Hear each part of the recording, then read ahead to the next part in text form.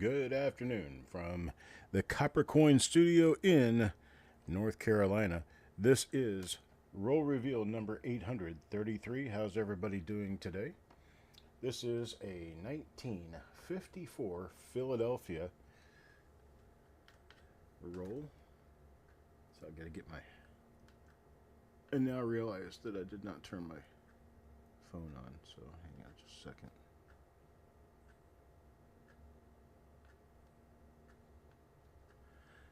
Let me get this thing turned on so that we've got a camera down here. Why I forgot that. Let's see here. Well, there's Kin of Mine. There's Nanostax, Frostbite. Dan, how's everybody doing? I knew if I went live, somebody would show up, right? Let's see.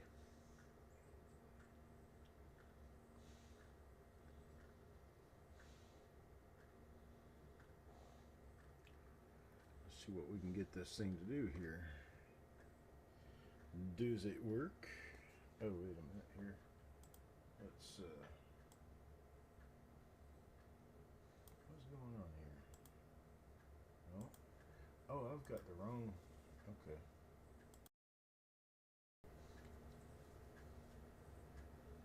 There we go. That's gonna be a little more like it.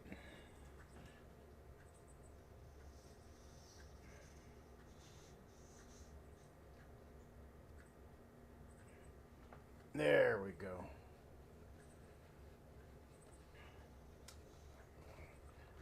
I haven't done this in so long I forgot about it.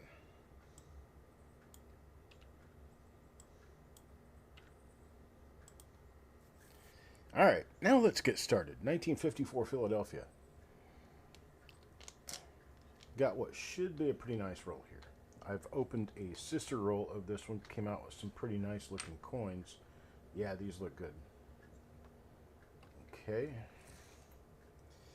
And let's get started here. There's Stan. Stan the Man. Coin number 1.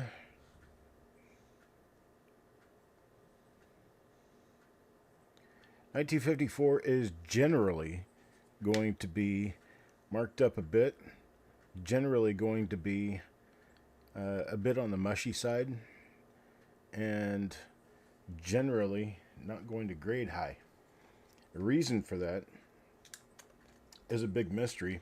Something was going on in Philadelphia that caused them to not be able to mint really nice looking coins from 1953 to 1955, 56 actually. 57 and 58 are actually kind of scarce too, to come real nice.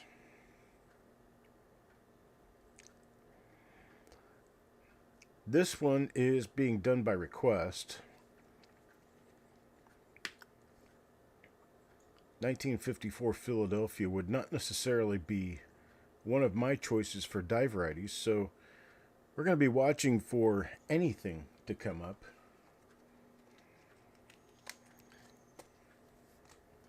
Anything. This one for Dan McCumber.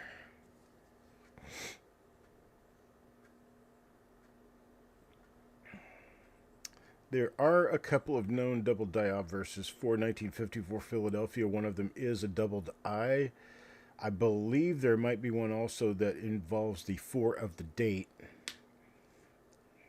I don't know of anything on the reverse side of 54 Philadelphia. That one was stuck in a counting machine.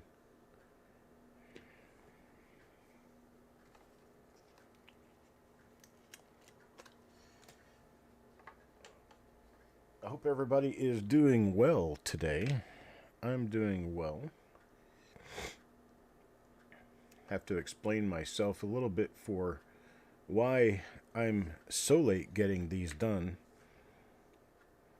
I went through a spell where I was trying to concentrate on getting a couple of things done for the new version of my website, and made some progress there. Not great progress, but I made some progress. And Then I entered a period where I it's not really stage fright so much because I'm not afraid of speaking. It's just that I get to points where to I don't like to talk online. I It's a weird thing with me. But it happens, and when it happens, it's like pulling teeth considering the idea of trying to do a reveal or an auction or be online for much of anything. Um, of course, I do get better, get worse, and get better. It's a ebb and flow.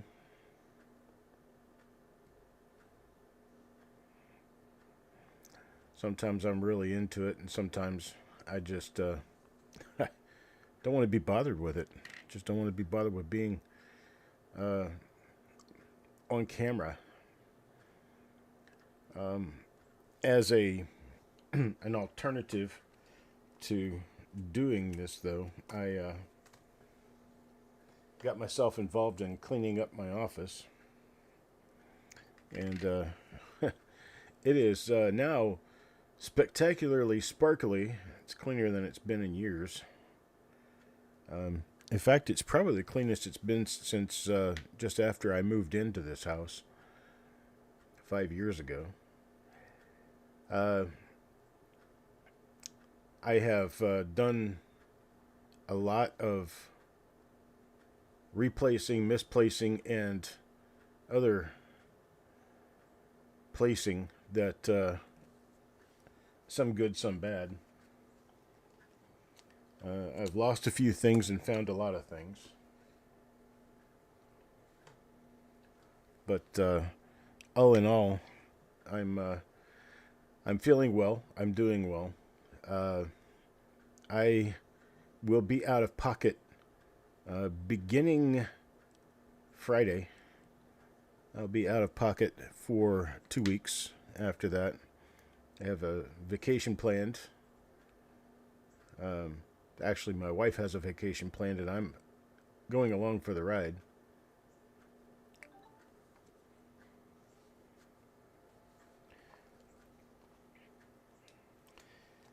I've been pretty well. I've done a lot of things around here. Just one of the things I have not done is broadcast. Uh, haven't spent a lot of time in front of a camera. Again, not that I have a fear of doing so. I never have a fear of speaking. My issue is more a well, for lack of a better word, it's a mental block.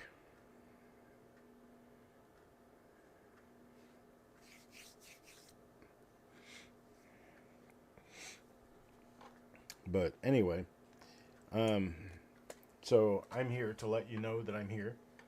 I'm also here to let you know that I'm always available through email. Anyone can contact me anytime. I don't mind responding to emails and chit-chatting through email about things. I'm also available on Facebook Messenger. You look me up, Chuck Daughtrey, and you'll find me. I do accept friend requests.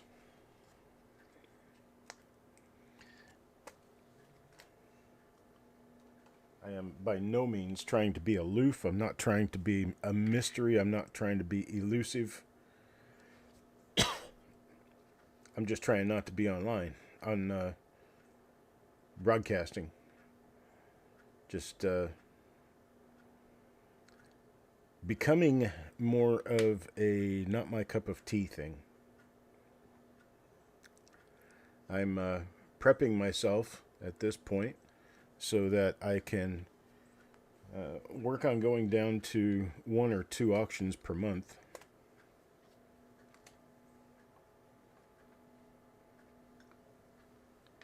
And gain the rest of my necessary income from doing eBay sales, which I've come back into eBay quite strongly, actually. I made the mistake of offering a really good product for way too cheap a price, I suppose, and I got overrun with orders.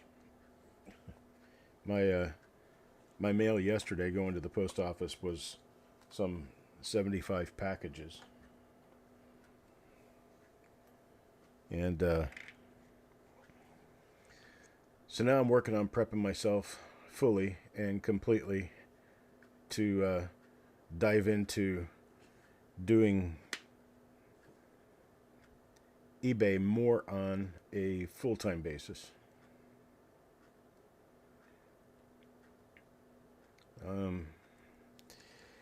I will probably start working on hanging out at Discord a little bit more on the Coppercoins Discord channel, or they call it server. I don't understand why they call it a server. It isn't really a server, it's a channel. You have it amazes me why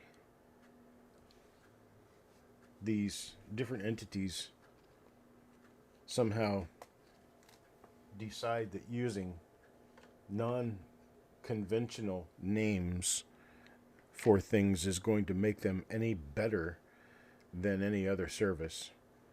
But let's face it, Discord is a user-to-user live chat room, I guess. And it's set up in channels where each person has a channel, and they can create as many rooms in there as they want to. And you can go and chit-chat in a room. They're not... What the hell is going on here? Why are you not broadcasting still? Go on the camera. There we go. Huh. I've not been speaking out who these are for because I'm assuming that my camera is working. Sorry about that. No, we haven't found any die varieties or any errors yet, so there really hasn't been anything exciting.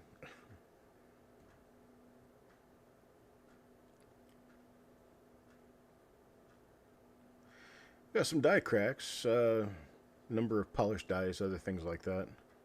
Oh, that's interesting. Okay, there's an interesting one. That's got a huge die gouge up above Liberty along the rim. This one is for Ant. First one of these I've seen in the roll. It was probably waiting for when people could see whose coin it was.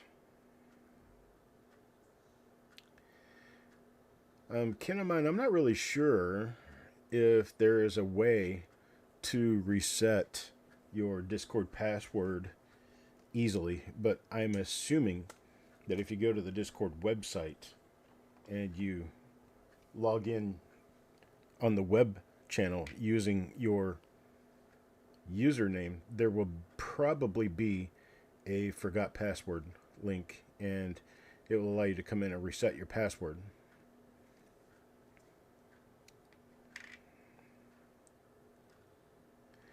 I recommend a tool called RoboForm.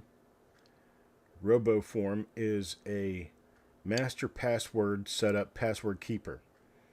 And it not only keeps passwords, but you can also write notes in there, keep credit card information, banking information, whatever you want.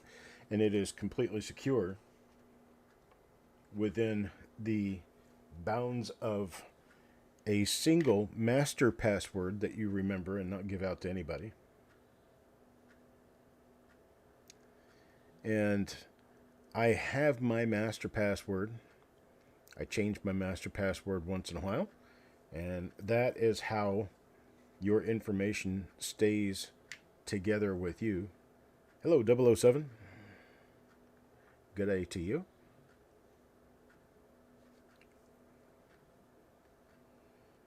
going through 1954 Philadelphia. I got 2 other rolls to get done today. One of them is a 1954S that's coming up next. And then after that, I believe, is a 1946S. Is that correct? I can't remember. It's been a little while. It's been a hot minute. I've got the roll sitting up here, but I can't see what date or mint it is from the vantage point that I have, because the cap is written on in some form of Swahili that I can't read. Let's see here. Can you guys tell what that says? I think it's 46S. Let me open this up. And, well, if I had glasses, I could tell you. If I had a loop, I could tell you. But neither one of those items are close by. So let's do it this way. I'll take the first coin out of here, and we will take a look.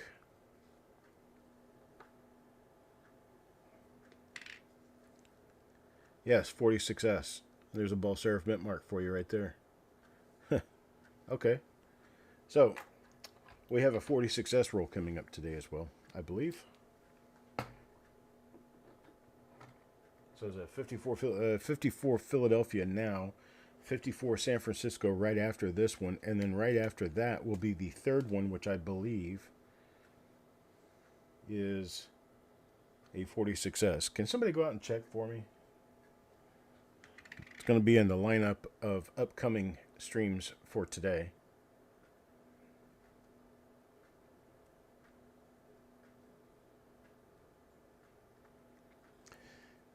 This is very typical for a 1954 Philadelphia roll.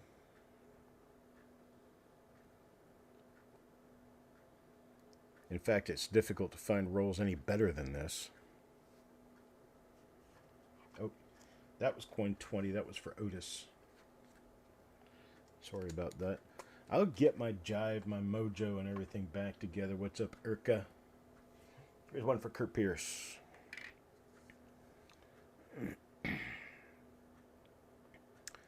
So, word on the progress of the new version of coppercoins.com. I am still working on the basic design and working on learning and understanding what I am doing with regard to having a website that is completely responsive. Responsive means one website, and it depends on the size of your screen as to how the website shows to you. That means people with PCs and big giant screens will see the website one way, and then people with phones or tablets will see it a different way. Trying to enter the 21st century here. And a responsive website is going to be among the priorities of getting a new website together. The other priority will be ease of navigation, and then another priority is not creating areas that will never be built, because back in 2001, oh yuck, well, this is kind of horrible. Somebody had just wiped their nose when they grabbed this coin for the roll. That's for Frosty. Frosty, I'll get you back on this, brother. This is kind of fugly looking.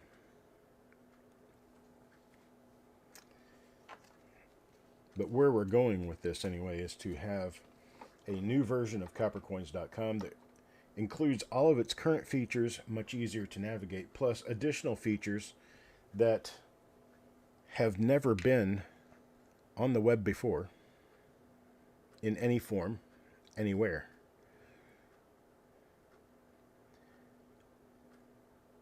Now, I have had Copper Coins open for 25 years now and have never charged a dime for its use. But the expanse of direction that I'm intending on going with this will require some membership fee to help with the payments of the server that it takes to run this. And I am going to program in a micropayment membership to see the nitty-gritty bowels of the internal part of the website. It will be $45 a year. $45 a year. It's less than $4 a month. And you will have exclusive access to a number of different things that the free onlookers will not have. But there will be a number of things such as video content, article content, the web search for dye varieties will all be available for free.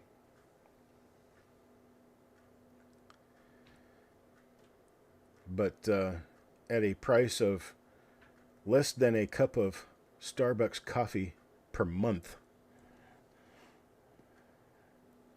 you'll have full access to every part of Copper Coins.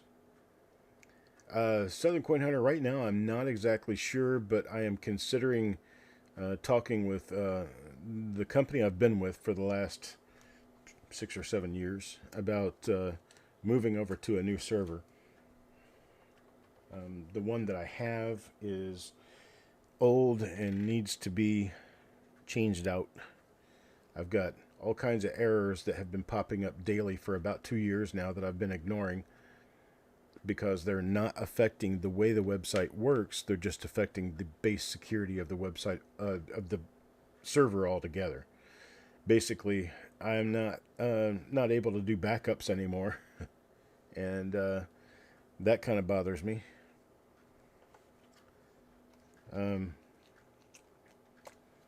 But the company that I'm using is in Lansing, Michigan. It's called Liquid Web. What's going on with the extension of the 4? Okay, well, that's something we'll talk about here. That little hooky looking thing next to the 4 is the same thing that we call the poor man's double, or poor man's double dye on the 1955. It is excessive dye wear and missing molecules of surface from the dye. This happens commonly with 1946, 1953, 1954, and 1955. So that's just excessive dye wear. This is a very late dye state. You can kind of tell that by how mushy everything looks. It looks like it was struck through something. Wasn't struck through anything. Was just struck with a very extremely worn out dye.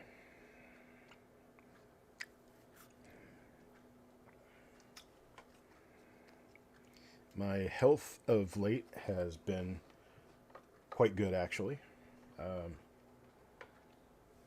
Changed medication. It's been 3 weeks ago now.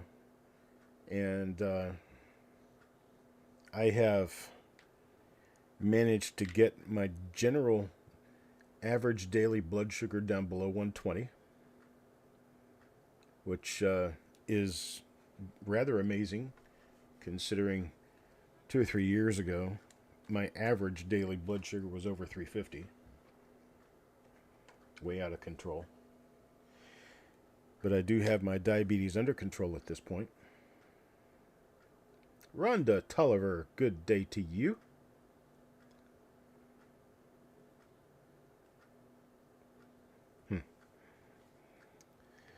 Now, the new medication that I'm on is sort of an addition to the fact that I'm also on insulin.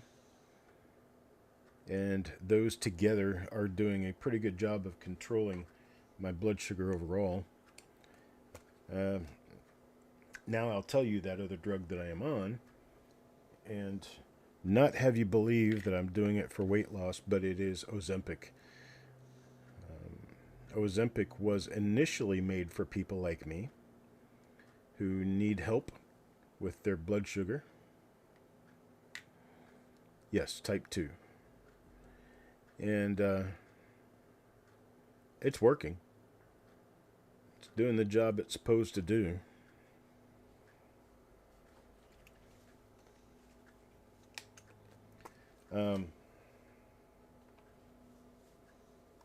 I guess one of the things as a result of taking Ozempic is general weight loss.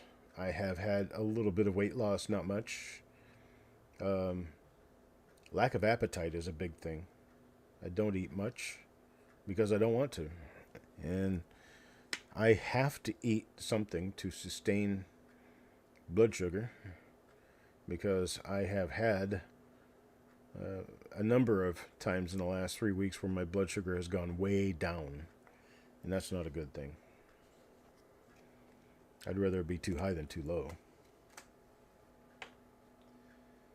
But, yeah, I've had little bouts with my blood sugar not staying up high enough to be healthy, which is a total reversal for me.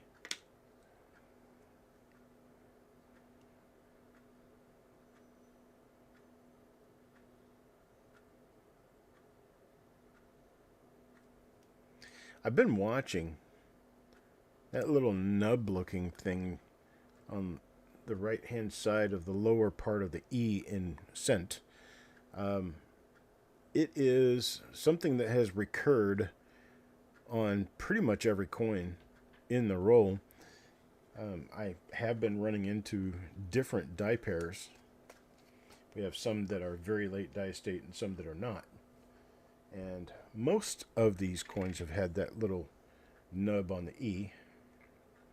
So this one is not one of the late, very late die state obverses.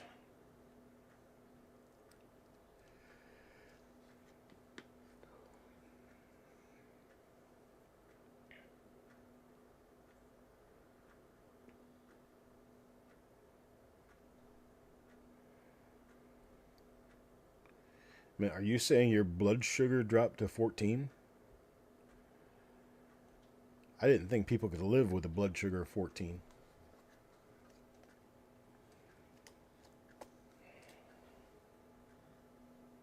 I've considered 50 to be like an extremely low number.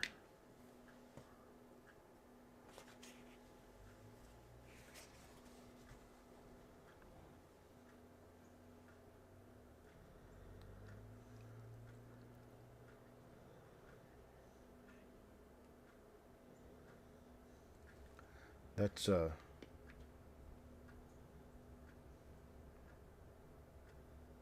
yeah, low blood sugar is really dangerous.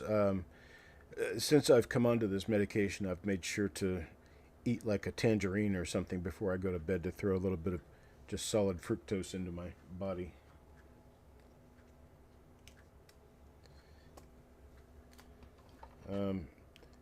Pulse ox is something that it's the amount of oxygen in your blood that I have had issues with in the past because I was a smoker. I smoked for almost 30 years, and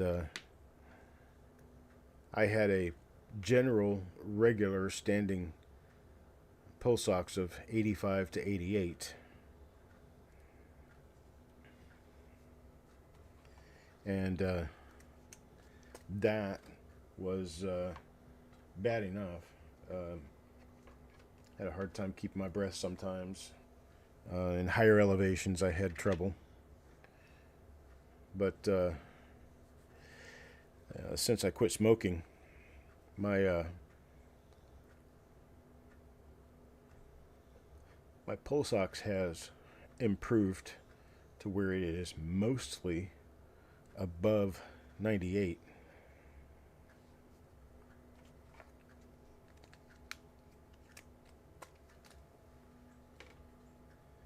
It's coin number 38 now, Taco John. I kind of didn't necessarily look forward to doing this particular role because I had expected that it wouldn't pan out to prove much or be very much. Back when I was a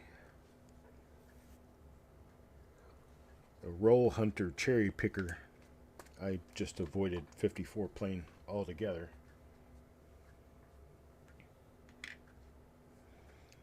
Just stayed away from it.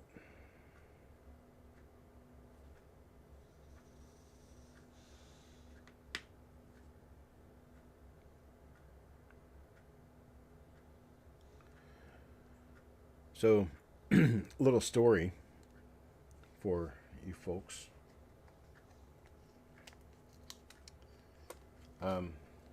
I got a message from my uncle one day. This is my father's brother who loves to metal detect. He metal detects a lot.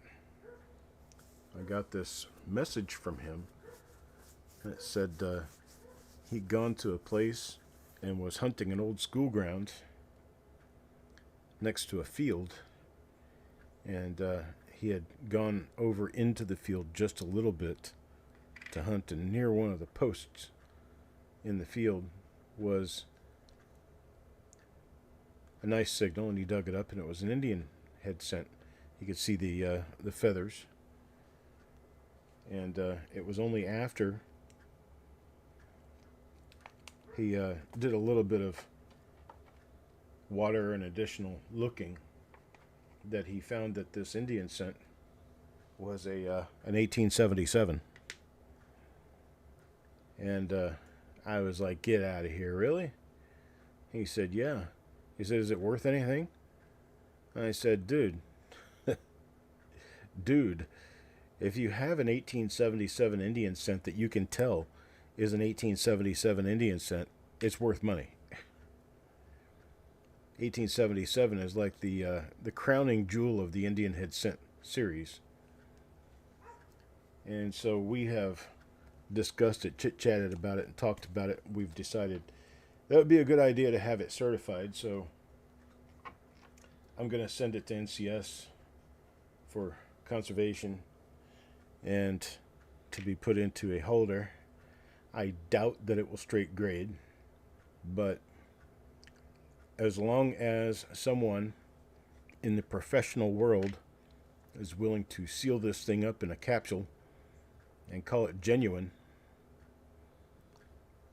I'm figuring there's at least a few $100s involved there as far as value is concerned. Well, so he's going to send it to me so I could take a look at it and put it in submission to NGC. And he sent it, and during this very broadcast, in fact, about 5 minutes ago, my beautiful and illustrious wife popped into the office to give me the box, which should contain this 1877 Indian. So what I will do at the end of this broadcast is open the box, check it for content, make sure that the coin is in there, and show it to you.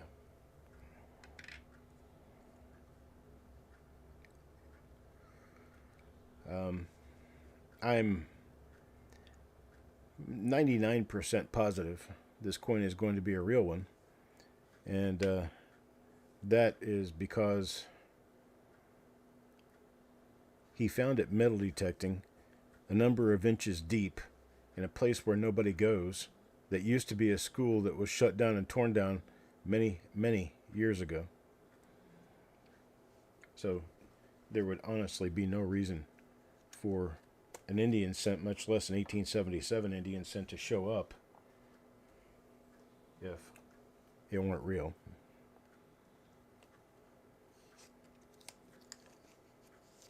Had to get the name straightened out on that one. All right, Tim, let's see what you get. Timothy Weber.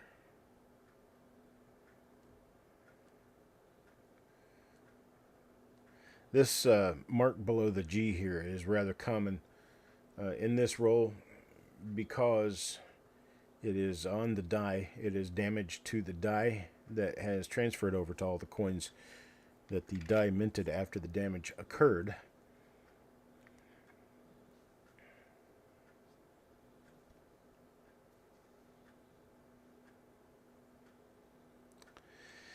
You're right about that, Rhonda. You're right about that for sure. So, 5 more coins and we'll take a look. We've got Sissy coming up next here.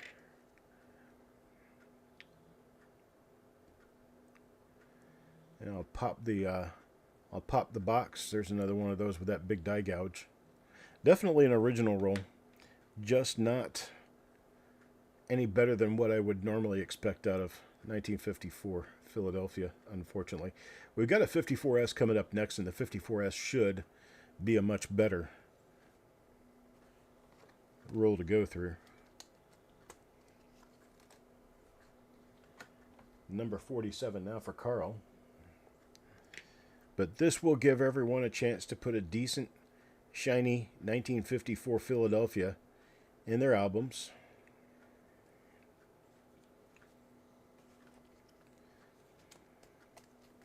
Now number 48 for Mark. Looks like we've got about 3 or 4 different die pairs in all of this.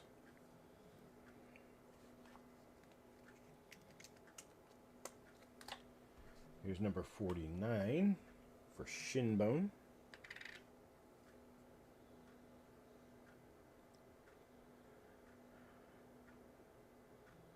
Definitely not what not to do if you're going to make Lincoln cents is follow the 1954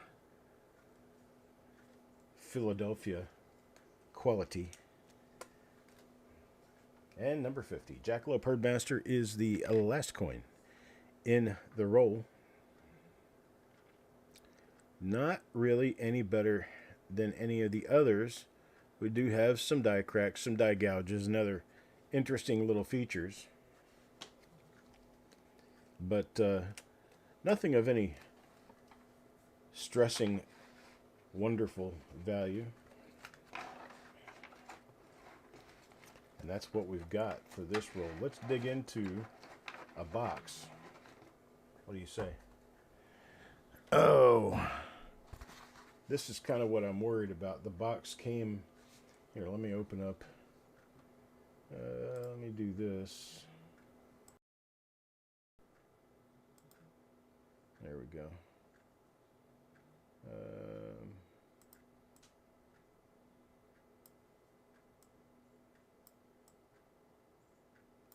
What is this showing? Oh, I get it.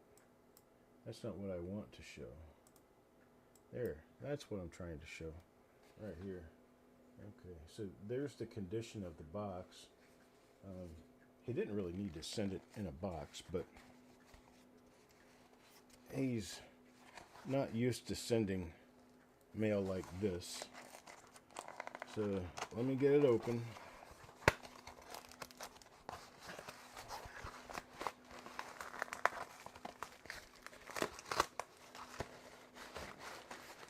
Then I'll have to call him and let him know it did show up. He was really kind of worried about it. All right.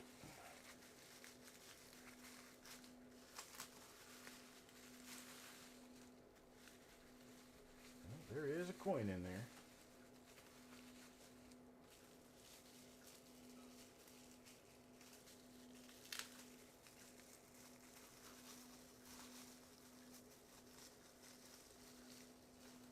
Get it out of this pouch.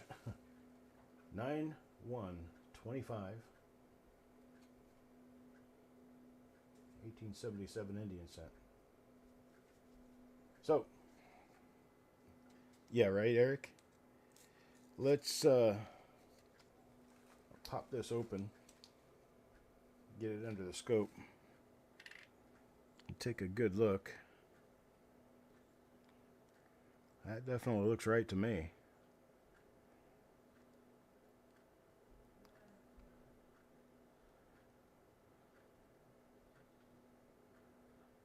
It's had some rather rough times in the past, but this is definitely an 1877. Let's check the N on the reverse in 1, and it does appear to be the shallow N like it's supposed to be. It is quite encrusted, but what do you expect for an underground find that's been there for well over 100 years?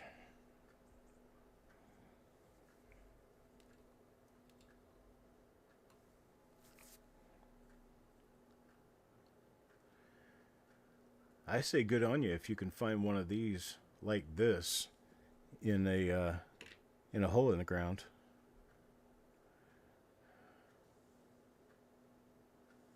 Awesome.